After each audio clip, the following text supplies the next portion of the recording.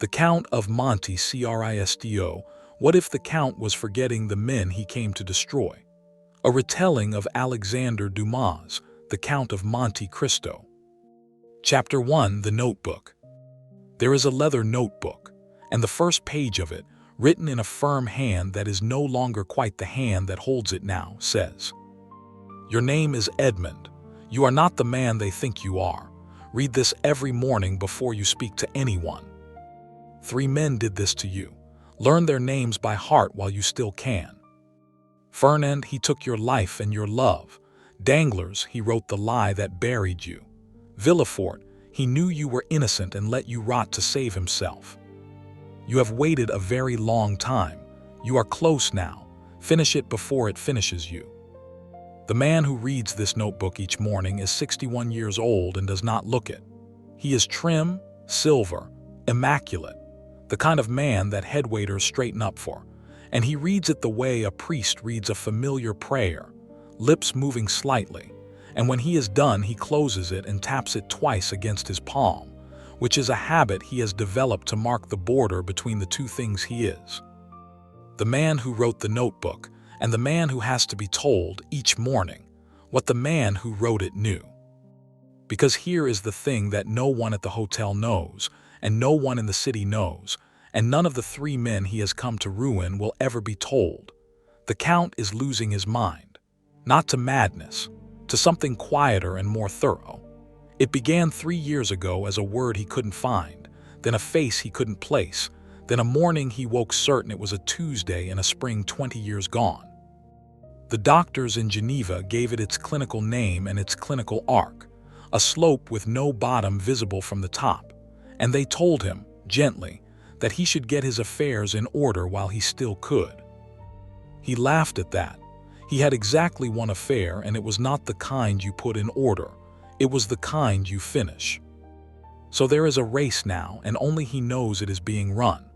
On one side, a revenge 30 years in the building, the fortune, the false name, the patient architecture of 3 men's destruction, every lever positioned, every weakness studied, the whole beautiful machine wound tight and ready to release. On the other side, the erosion. The slow tide coming in over everything he is, taking the newest memories first and working backward, so that the men he has crossed the world to destroy are dissolving even as he reaches for them. Their faces going soft at the edges, their crimes loosening from their names, the entire scaffold of his hatred quietly rotting from within while he stands on it, striking his blows. The question, and he wrote it himself on the last page of the notebook, on a bad night, in the firm hand that is going, the question is this: when the memory of what they did is gone, will the hatred still be there? Or will I be free? He does not know. He is, in a sense that no one has ever been before, going to find out. Let me tell you who he was before, because he will not be able to tell you much longer, and someone should hold it while he can't. His name was Edmond Dantès, and he was 22, and the whole of his life was in front of him like a lit road. He had a ship he was about to be given command of, the youngest captain his company had ever named. He had a father he adored. And he had Mercedes the way you have the sun, not as a possession but as a condition of the world, a thing so certain you build everything else in its light without ever thinking to be grateful for it. They were to be married. The date was set. He was, on the last good morning of his life, the happiest man alive, and he knew it, which is rare and which made what came after so much worse, because he had not been robbed of a happiness he took for granted.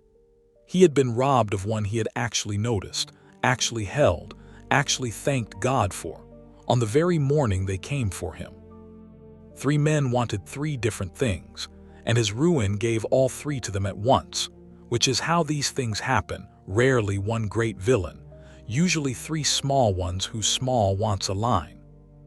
Fernand wanted Mercedes. He had wanted her the way a lesser man wants the thing a better man has, and Edmond's rise was the wall between Fernand and everything he coveted, and so Fernand supplied the malice. Danglars wanted Edmond's command.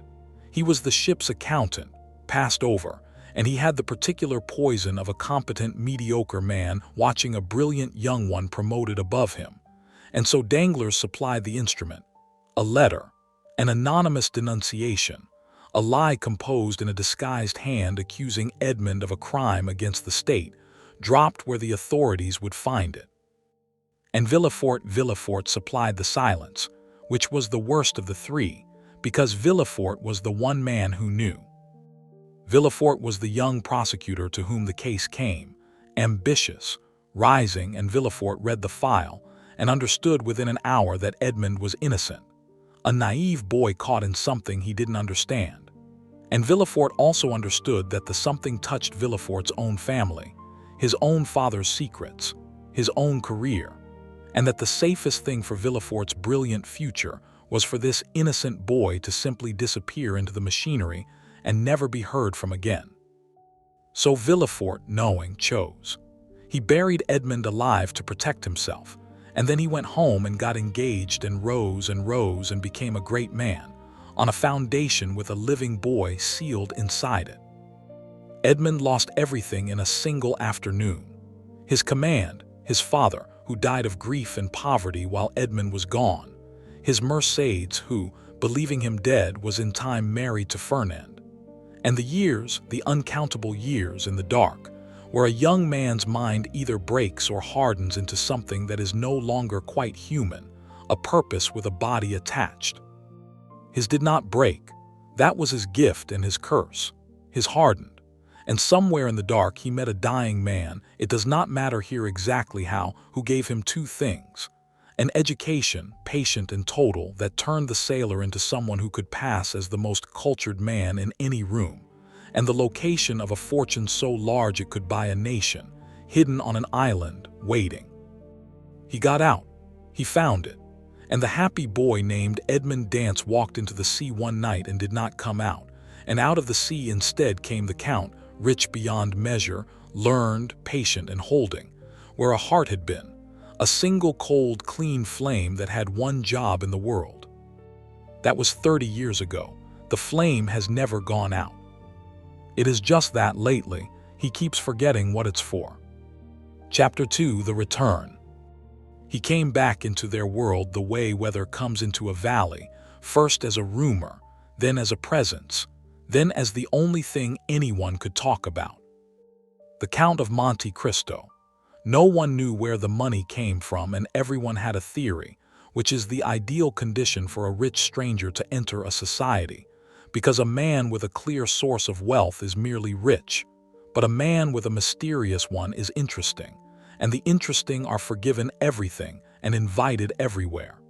He took the finest suite in the finest hotel. He gave, almost at once, a dinner so extravagant and so precisely calibrated that within a month there was no door in the city closed to him. And more to the point, no door closed to him among the 3 specific households he had crossed the world to enter. Because they were all here and they had all risen, exactly as he had known they would, because that is what men like that do. They commit the small crime and then they succeed, they always succeed. The crime is the fuel of the success, and the success is the proof that no one ever came for them. 30 years and no one had ever come. Fernand was a decorated man now, titled, respectable, a fixture of the establishment, married still to Mercedes, with a grown son they both loved. Danglars was a banker, of course a banker. The accountant's crime had ripened into an accountant's empire, vast and leveraged and admired, a man whose name was on a building. And Villefort was the great prosecutor become greater, a pillar of the law, a man who had spent 30 years putting other people away with the flat certainty of one who has never once doubted his own righteousness. Because a man who buried an innocent boy at 25 must, to survive himself, become a man who believes completely in his own justice. The Count studied them the way a surgeon studies a body before the first cut. He found their weaknesses, because every risen man has them, because the same flaw that makes a man commit the small crime is the flaw you use to bring him down. Fernand's whole life was built on reputation, and a lie about his past, his title, his honor, all of it resting on a version of history that could not survive the truth. Danglars was overextended, his empire a confidence trick that would collapse the instant confidence did, vulnerable to any well-placed rumor, any sudden call on his debts.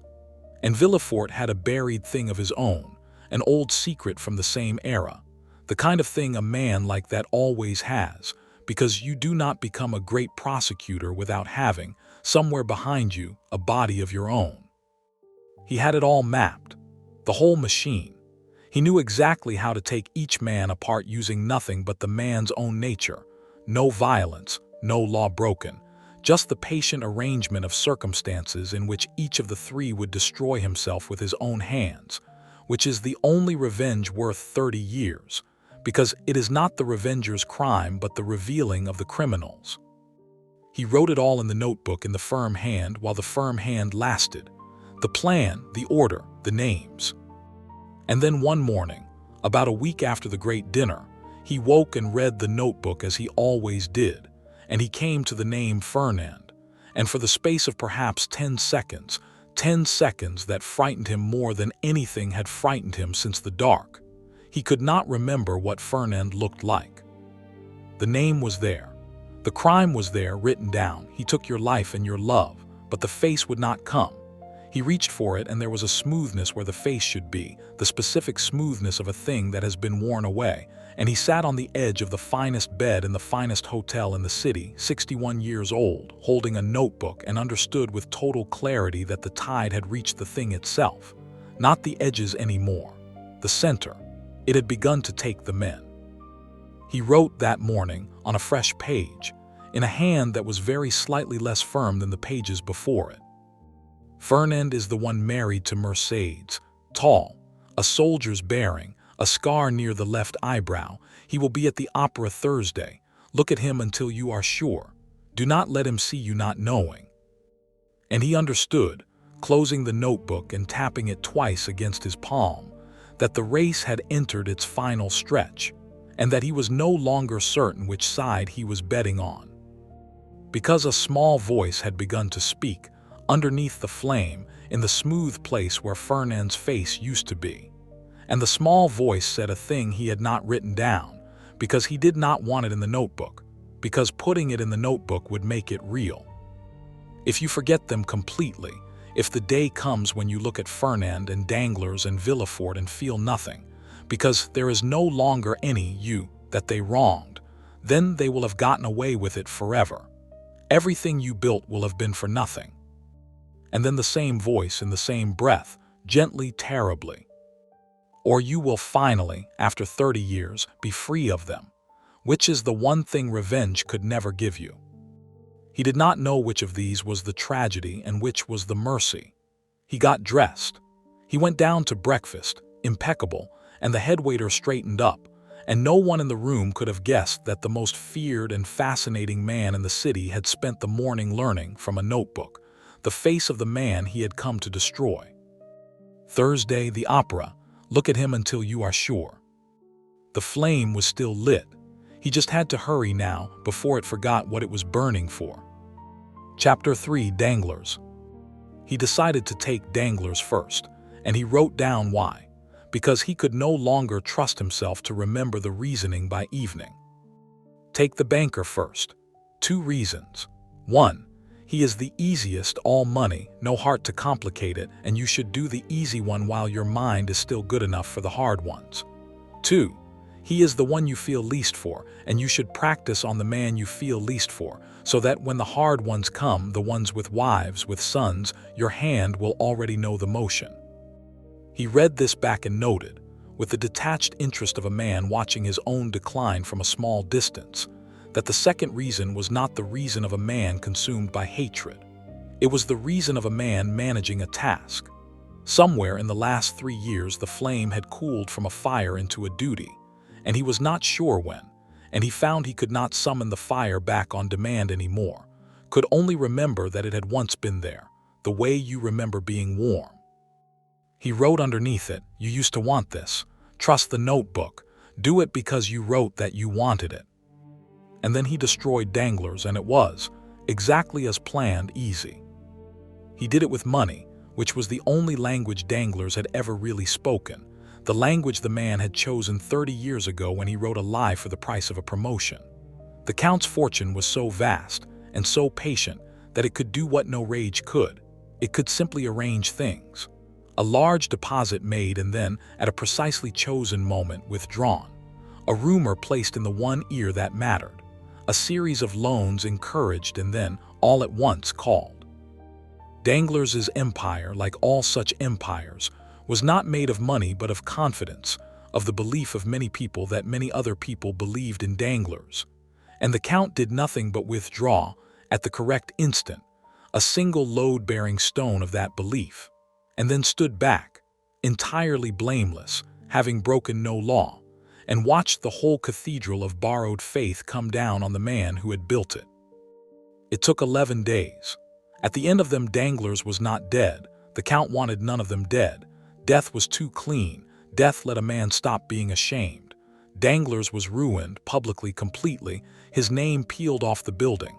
His admirers evaporated, transformed in under a fortnight from a man whose confidence was his fortune into a man at whom people did not quite look. He had done it to himself. Every dollar had been his own greed reaching for more. The Count had merely built the room and let the man walk into it. And here is the part the Count had not planned for, because it was not in the notebook, because it belonged to the disease and not to the design. On the 11th night, standing at the window of his suite watching the last of Danglars' world come apart in the newspapers, the Count felt for the satisfaction. He reached for it the way you reach for a light switch in a familiar dark room, certain of exactly where it will be. 30 years he had built toward this.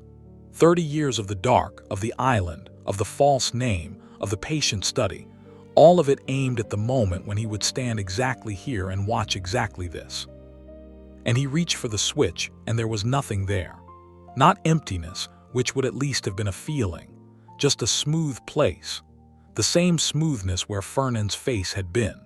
He had gotten what he crossed the world for, and the part of him that was supposed to receive it had already been quietly worn away, so that the prize arrived at an address where the recipient no longer lived.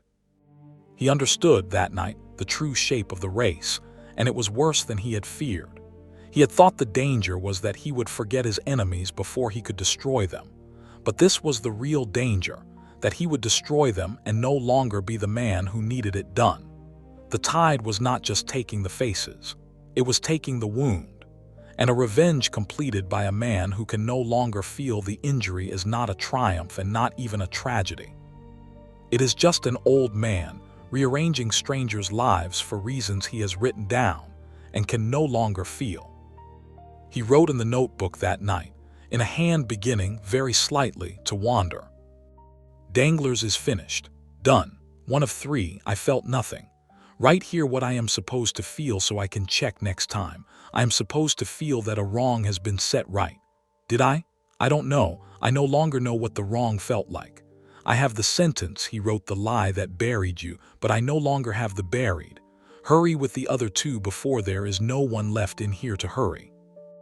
And below that, smaller, unbidden, the small voice getting its own line for the first time. Or stop. You could stop. No one would ever know. You could let the last 2 go and simply forget them, and in a year you would be a rich old man with no enemies because you would not remember you had any. That is not defeat. That might be the only door out of the dark that the dark never offered you. He looked at that sentence for a long time. Then he closed the notebook and tapped it twice against his palm and did not answer it, because he did not yet know the answer, and because Thursday was coming and Fernand. Chapter 4, Mercedes. The opera undid his careful plan, not because anything went wrong, but because of who was sitting beside Fernand. He had gone to be sure of Fernand's face. Look at him until you are sure, and he found Fernand easily, tall, the soldier's bearing, the scar at the left eyebrow, exactly as the notebook promised, and the Count looked at him across the great gold room and felt the notebook's certainty click into place. That is the man who took your life and your love. Good. Filed. Confirmed. He had the face again. And then the woman beside Fernand turned her head, and the Count's whole architecture, 30 years of it, the notebook, the plan, the flame, the disease, all of it, stopped at once, because he knew her face without any notebook at all. He had forgotten Fernand's face in 10 seconds a week ago, but he knew hers across a crowded opera house in the dark after 30 years, instantly, completely, before his mind had time to do anything, and this told him something that frightened him more than the forgetting had, that the tide was taking the hatred first. It was taking the enemies first, and it was leaving her. Whatever was written deepest in him, whatever was carved so far down that the erosion had not yet reached it, was not the wound. It was Mercedes. She was older, of course. She was a titled man's wife now and had been for 30 years and had raised a son and had grieved him, Edmond, as dead, honestly grieved him, before another man's patient courtship and the flat pressure of a world that expects a grieving girl to eventually marry someone had done what such things do. The Count knew all this. He had it in a file. He had catalogued her, coldly, as an asset of the enemy, as Fernand's most prized possession, and part of the original design. He could admit this now, looking at her. Part of the original design had been that ruining Fernand would ruin her too, would take from her the life she had built on the grave of the boy she thought was dead. And that this was just, this was deserved, because she had not waited. She had not known, but she had not waited. And the boy in the dark had built 30 years of cold flame partly on that. On she did not wait, so no one will be spared. He looked at her across the opera house and he could not find that anymore either. He reached for the grievance against her. She did not wait, and where it should have been there was the smooth place, and under the smooth place, undamaged, untouched by the tide that was efficiently stripping away everything else, was the sun, the condition of the world, the thing he had had on the last good morning and had not even then taken for granted. It was still there. It was the only thing still fully there. He did not go to her. He left the opera before the second act and he went back to the suite, and he did a thing he had not done in the notebook's entire existence. He wrote about her. I saw Mercedes tonight. I need to write this down because I need to see if it is still true in the morning when I have forgotten writing it. The plan was to take everything Fernand has. She is a thing Fernand has. So the plan was in part to take her, her name, her home, her son's future, her place in the world as part of taking him. I cannot do it. I have to write down why, because by tomorrow I may only have the conclusion and not the reason, and a man should keep his reasons. The reason is this. Everything they did to me I have carried as hatred, and the hatred is leaving me now, quickly, and good riddance. But underneath the hatred, when it lifts, there is not nothing. There is her. The hatred was built on top of a love, the way a scab is built on top of a wound, and the disease is peeling off the scab, and what it is showing me is that the wound was never really, they took my life. The wound was they took me away from her. That is the whole of it. That is what 30 years of revenge was actually about. And I never knew it until the revenge started disappearing and left only the thing underneath. If I destroy her to destroy him, I destroy the one thing the disease has not taken. I will not do it. I am taking her out of the plan. Fernand still falls, but she does not fall with him. He read it back. He was crying, which surprised him. An old man crying in a hotel suite over a woman he had spoken perhaps 3 words to in 30 years, and he understood that these were not tears of grief exactly. They were closer to relief. The disease, which was taking everything, had taken the hatred off him like a coat he had been wearing so long he had forgotten it was heavy, and under it was the boy on the last good morning, and the boy was still in love, and the boy had never wanted revenge at all. The boy had only ever wanted to go back to that morning, and revenge had been the only shape that impossible wanting could take once the morning was gone forever. He wrote one more line, and it was the first line in the entire notebook that faced forward instead of back. Finish Fernand and Villefort because you owe it to the boy in the dark who kept you alive to do it. But do not let the finishing cost you the one thing the dark never managed to take. When it is done, if there is any of you left, go and simply look at her once, and then let her be, and let yourself be, and stop. And under that the small voice, no longer arguing, agreeing for the first time. Wait and hope. He did not know, writing it, that he had just written the oldest instruction the boy had ever given himself. The 2 words he had carved into the wall of the dark 30 years ago to stay alive, and that he had forgotten carving them, and that the disease, in taking so much, had circled him all the way back to the only thing that had ever actually saved him. Chapter 5. Fernand. Fernand he did not so much destroy as reveal, which was the only revenge that had ever fit the crime, because Fernand's crime had been a lie about who he was, and so his punishment was simply to be shown at last to everyone as who he was. The whole of Fernand's grand life rested on a version of his past, the decorated soldier, the man of honor, the noble title, and buried under that version, the way a body is buried under a foundation, was the truth of how the honor had actually been won. A betrayal in a foreign war long ago, a man sold, a garrison handed over, medals pinned to a chest that had earned them with treachery. The Count had the proof.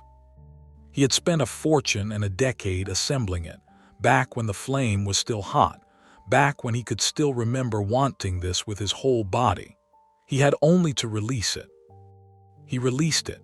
He did it cleanly at a distance through channels that never touched him, and the proof surfaced in the one arena Fernand could not control or buy or bully, and it did what the truth does to a life built on its opposite. It did not argue, it simply stood there, undeniable in daylight and Fernand's world, which had extended him credit for 30 years on the strength of a false story, called that credit in all at once. The title, the honor, the establishment that had embraced him, all of it recoiled from the truth the way a body recoils from a blade, and Fernand, in the space of a week, went from a pillar to a warning. The Count watched it happen and felt again almost nothing where the triumph should have been. The smooth place had spread. He had expected that now and no longer reached for the switch. But this time the near nothing was interrupted by something he had planned for and dreaded, something that was not about him at all. Fernand had a son. Albert, a young man of 22. The Count noticed the number, and something in him that was not yet worn away flinched at it. 22.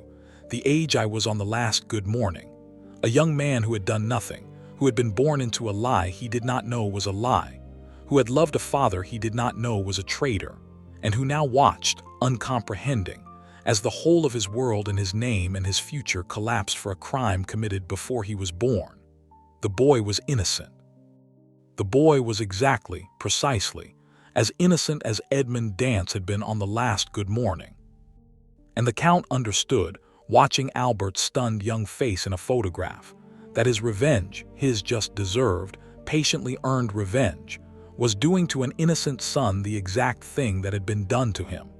He had crossed 30 years to punish the men who destroy the innocent to serve themselves, and he had become, in the crossing, a man who destroys the innocent to serve himself. The symmetry was total.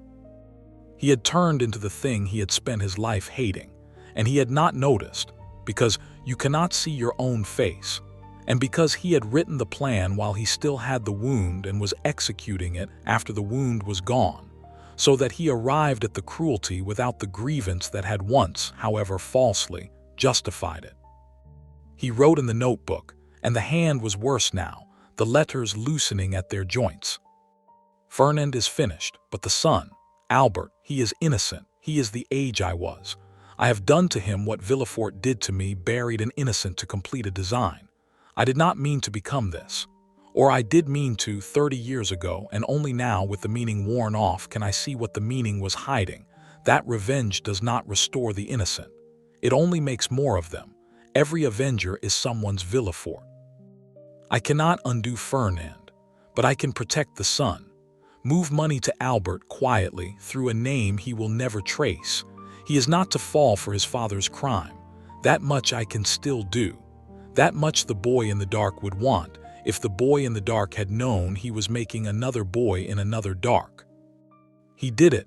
He arranged invisibly for Albert to be caught, not saved from the fall entirely. That was beyond even his fortune, but caught before the bottom, given a floor, a future, a way through. And in doing it, he crossed a line he could not have crossed a year before, when the flame was hot. He spent part of his revenge's fruit on repairing his revenge's damage, which is a thing no pure avenger would ever do, because it admits the revenge was not pure, was never pure, was only ever grief with a sword in its hand. 2 of 3. Fernand fallen, the sun spared, and the tide coming in faster now, so that some mornings the notebook was not enough.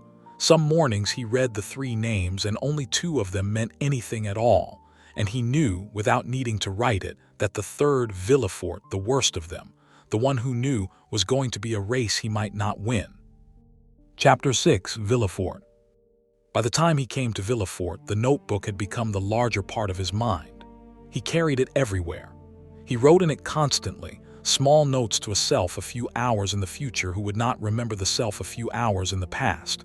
You ate at noon, you do not need to eat again. The man who bowed to you in the lobby is the hotel manager, not an enemy. Today is Tuesday. Villefort is the last one. Villefort knew you were innocent and let you rot. He read it the way a sailor reads instruments in fog, having lost the ability to see the shore for himself, and trusting the needles because there was nothing else left to trust. Villefort was the worst of the 3 and therefore the one the notebook insisted on most, page after page, he knew. The others were greedy or jealous, ordinary sins. Villefort read your file, understood you were innocent, and chose your grave to protect his career. He is the one who cannot be forgiven. Do not weaken on Villefort. Whatever the disease takes, do not let it take Villefort. And Villefort had a buried thing, as such men do, an old secret from the same distant era, a child abandoned, a scandal suppressed, a crime the great prosecutor had spent his life prosecuting others for while concealing his own. The Count had it. It was the last stone in the machine.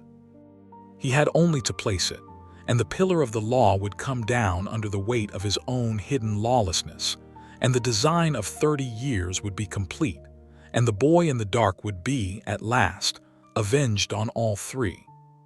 He went to place the stone in person. This was against his own rules. He had touched none of the others directly, but the notebook that morning had said, in a hand he could barely read, "See the last one with your own eyes. You have earned the right to be in the room once, and hurry, because I do not know how many rooms are left." So he went, as the Count, to a private meeting Villefort could not refuse, and he sat across a desk from the man who had buried him alive 30 years ago, the proof of Villefort's ruin in an envelope in his coat, everything ready, the last blow drawn back and needing only to fall. And he looked at Villefort's face. And he did not know it. Not the 10-second stumble of a year ago. Not the smooth place with the name still floating above it. This time there was nothing at all, no name, no crime, no wound, no plan. This time he looked at the frightened aging man across the desk, and there was simply a stranger there, an old man like himself, guilty of something the Count could no longer name, being confronted by a Count who could no longer remember why. He reached for the notebook in his pocket, and his hand closed on it, and he understood that if he opened it and read the name Villefort and the words "he knew you were innocent and let you rot," he could reload the entire thing. He could put the wound back. He could read himself into enough borrowed hatred to place the envelope on the desk and complete the work of his life. He held the notebook. He did not open it. He sat across from Villefort, who was babbling now, frightened, sensing ruin, offering things, defending himself against an accusation the Count had not yet made and could no longer recall. And the Count experienced the strangest moment of his long, strange life. He was free. Right now, in this chair, holding the sword over the last enemy's neck, he was free of the enemy entirely because the enemy had dissolved, because the disease that had taken everything had finally, mercifully, taken the last thing it had left him. And standing in the empty place where 30 years of hatred had lived was nothing but an old man looking at another old man, both near the end, neither of them anymore, the men they had been when the crime was committed. And the small voice, which had grown until it was the only voice, said, very quietly, You could open the notebook, or you could stand up and leave, and by tomorrow you will not remember there was ever a Villefort, and he will live out his fear never knowing how close it came, and you will be, for the first time since the last good morning, a man with no enemies. Not because you forgave them, something stranger than forgiveness. You simply outlived your own hatred. The dark could not do it. The island could not do it. The fortune could not do it. Only this could, the one thing you would never have chosen, taking from you the one thing you thought you could never bear to lose, and turning out to be the only key that ever fit the door. Wait and hope. You wrote it on the wall 30 years ago and you thought it meant endure until you can strike. It never meant that. It meant this. Wait long enough and hope becomes possible again only when the hatred is finally gone. You just never imagined it would be your own mind that took it, or that its taking would be the mercy. The Count of Monte Cristo stood up. He left the envelope in his coat. He said something courteous and meaningless to the terrified stranger behind the desk. "Forgive me. I have mistaken the appointment. I am not well," which was, without his knowing it, the exact truth.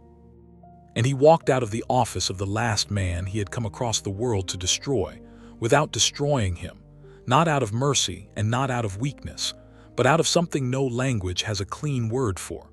He had simply, at last, forgotten to hate, and found underneath the hatred not more darkness but a boy on a bright morning who had only ever wanted one thing, and it was not this.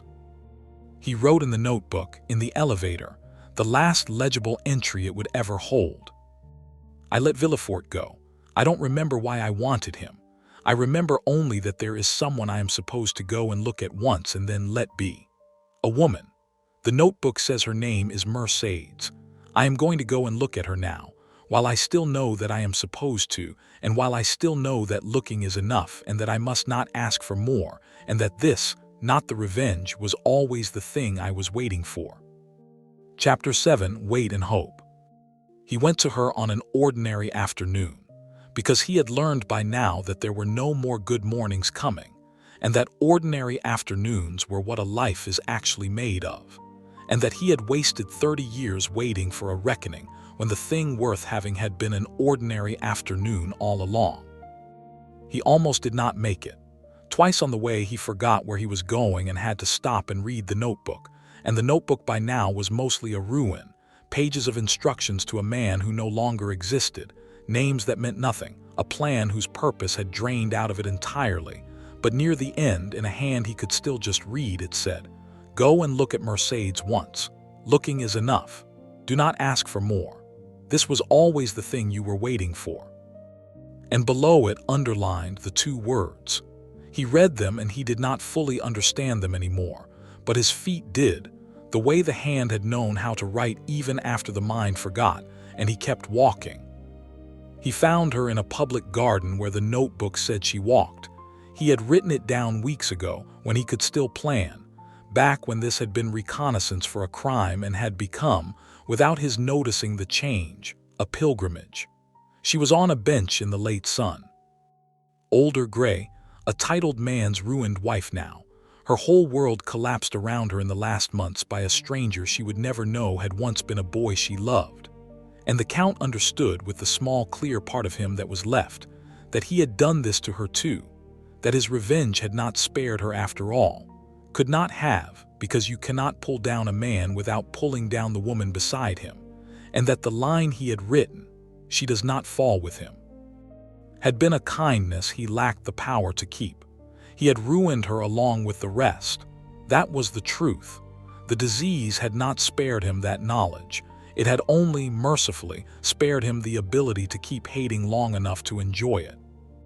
He did not tell her who he was. This was the last decision he ever made as himself, fully, and he made it clearly, in a moment of terrible lucidity, that the disease granted him the way the sea grants a drowning man one last clear breath. He could have told her. He could have said Edmond, and watched 30 years turn over in her face, and had, at the very end, the one thing the boy in the dark had actually wanted to be known by her again, to undo the death she had grieved, to have her say his name. He wanted it more than he had ever wanted the revenge. It was, he understood now, the only thing he had ever wanted, wearing the revenge as a disguise for 30 years. And he did not take it, because to tell her would be to hand her a grief and a guilt at the very end of her life. The boy she thought dead, alive all along, and become the shadow that had just destroyed everything she had. And he loved her too much to give her that, which is the difference, the whole entire difference, between the boy on the last good morning and the man the dark had made. And it turned out the boy had survived after all, buried under 30 years of the man, waiting. And the disease that took everything had dug down and found him and let him out for exactly this, for one afternoon, to make one choice the man could never have made. So he sat on the far end of her bench, a well-dressed old stranger, and she glanced at him the way you glance at anyone, with no recognition, none, and he found he did not mind. He had feared once being looked at without being known. He did not fear it now. He looked at her in the late sun, the condition of the world, the thing that had never once been taken from him even at the bottom of the dark, and he simply held it, the looking, the way the notebook had told him to. Looking is enough, do not ask for more, and it was enough. It was more than 30 years of any revenge. It was the thing itself. "It's a good afternoon," she said to the stranger, meaning nothing by it, the way people speak to old men on benches. "Yes," he said, "I've waited a long time for it." She smiled, not understanding, and looked back out at the garden, and they sat there, the two of them, an old woman and an old man who had once, on a bright morning, been going to be married, and one of them did not know and one of them was already forgetting, and the sun went down the way it does, slowly and then all at once, and it was, of all the afternoons in his long, strange life, the only one he would have chosen to keep, and it was the one he was about to lose. He did not go back for Villefort. He never remembered there had been a Villefort. The envelope stayed in the coat, and the coat went to a charity, and the last stone of the machine of 30 years was never placed, and the great prosecutor lived out his days in a fear whose cause he never learned, which was, perhaps, its own kind of sentence, the only one the Count ever left unfinished, and the only one that fit. Danglars, ruined, and Fernand, revealed, those two the notebook had finished while the hand still worked, and they stayed finished. But the son, Albert, rose again on the invisible floor the Count had built under him, and lived a good life, and never knew that the same hand that had destroyed his father had saved him, that he had been both the avenger's cruelty and the avenger's repentance, which is what every innocent caught in another man's revenge always is. And the Count himself went, in the end, gently, the way the disease had promised. The notebook was found among his things, and no one who found it could make sense of it. A rich old foreigner's ramblings, names of prominent men, a plan of some kind long abandoned. And on the last page that had any writing at all, in a hand barely holding together, not a name, not a crime, not a plan, but this: "I don't remember what I came here to do. I think it was terrible. I think I did some of it, and I think it did not make me happy, and I think, near the end, I stopped. There is a garden and a woman on a bench, and I sat with her once, and it was the best day of my life, and I have already almost lost it, and I am writing it here so that if any of me is left tomorrow, he will know. It was not the revenge. It was never the revenge. It was the afternoon. Whoever is reading this, if it is me, go and sit in the garden. Do not try to remember why you are angry. You waited 30 years for the wrong thing. The right thing was free the whole time, and it was small, and it was an afternoon in the sun, and you almost missed it chasing men whose faces you can no longer even." The sentence stops there. The pen apparently was set down. Under it, in the last legible marks the notebook holds, so faint they are almost not there, are two words. The two words the boy carved on the wall of the dark 30 years before to keep himself alive. The two words he thought had meant endure until you can strike, and that turned out, at the very end, to mean something else entirely.